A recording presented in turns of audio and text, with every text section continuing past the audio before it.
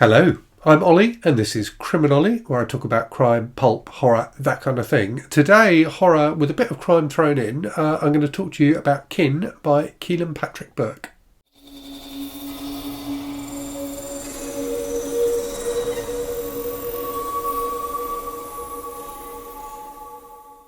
So this was a book I've been meaning to get to for ages. I've had it on my Kindle for years and years. I think it was probably one of the first books I bought on Kindle, and somehow I still hadn't managed to get around to reading it. And it's a book that whenever I hear it mentioned, people have high praise for it. So I was really keen to give it a try and see what it was like. And my initial impressions of it were really positive. I thought the opening was absolutely fantastic. Unfortunately, I felt like it lost its way a little bit after that. So I'll talk to you a little bit about the story without going into too much detail, and then talk to you about what I think it did well and what I think it did a bit less well. But if it's a book you've read, please do let me know in the comments what you think of it. It certainly left me wanting to try more stuff by Kealan Patrick Burke. It's the first book I've read by him, and I thought there was a lot of positive stuff here, even if overall I felt it didn't quite work as well as it could have. So I described it in my wrap-up video the other day as being a bit like a sequel to the Texas Chainsaw Massacre. And I think that still holds true. So if you remember the end of that movie, it ends with one of the girls, the final girl, having escaped from the family, being chased down the road by Leatherface. But she's managed to get away. All her friends have been killed. She's escaped, but her mind is completely shattered by the events that have happened in the movie. So the beginning of Kin is very similar to that. So you get one young woman who, she and her friends have been attacked by this bizarre family kind of out in the backwoods somewhere. And they've all been killed, but she's managed to get away, having gone through, an absolutely horrible time. What then develops is so she gets picked up from the road by this black guy and his son, who take her to a local doctor, who kind of helps her back to health, and she then kind of goes back to her life. But the events of the book kind of continue, if you like, in terms of the family being the father of the family, who's like the main villain of the book, being distressed by the fact that somebody managed to get away, and the girl trying to come to terms with what happened to her. I won't go into more detail than that, but suffice it to say, it does kind of build up again to a conclusion at the end of the book, which is and it's kind of the conclusion you expect from the start. So that beginning I just thought was so clever. I thought it was so interesting to see like that kind of what happens next view, and to bring in some other characters as well. So it's not just this girl, continuing her escape. And you get to, in those early chapters, you get to learn a lot about this family as well. And in particular, one of the sons of the family, Luke, who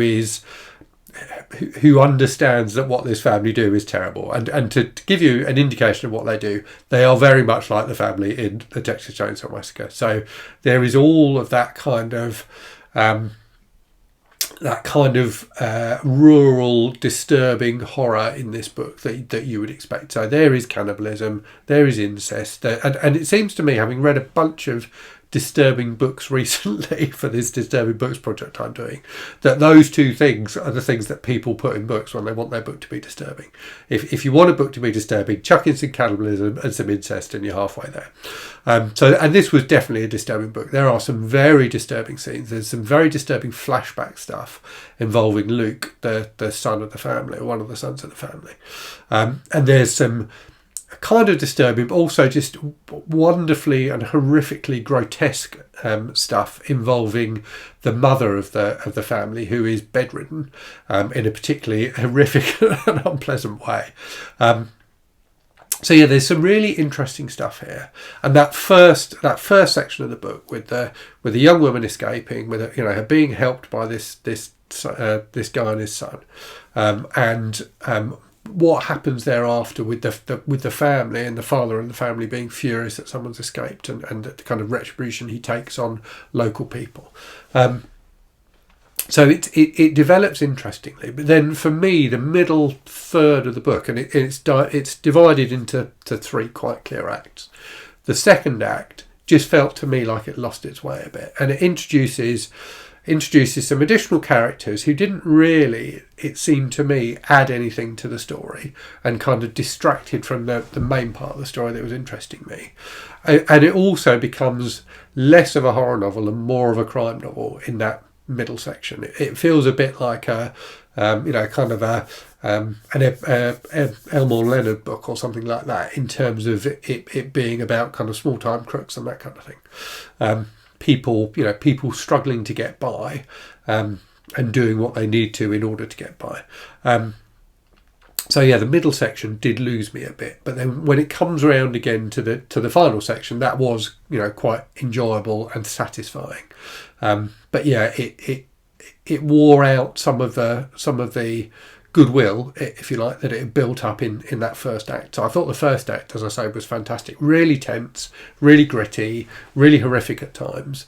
It does use, typical tropes, as I've said, but it uses them pretty well. But the middle section just felt like it was from a different book. It felt like the author had mashed together 2 books to make one, and sometimes that can work, but in this case I felt like it didn't. So I kind of feel like some stronger editing of that middle section of the book, and there's one kind of sub-storyline in particular, subplot in particular, that I think could have been removed completely without it harming the rest of the book at all, and it just would have tightened stuff up a bit. And it's not a long book, it's like 280 pages or something like that, but I felt like it would have been a better 200-page book. It could have been a really tight, gritty, nasty, pulpy horror story, and instead it kind of meanders a bit in the middle. But as I say, the ending, when that comes round, works really well.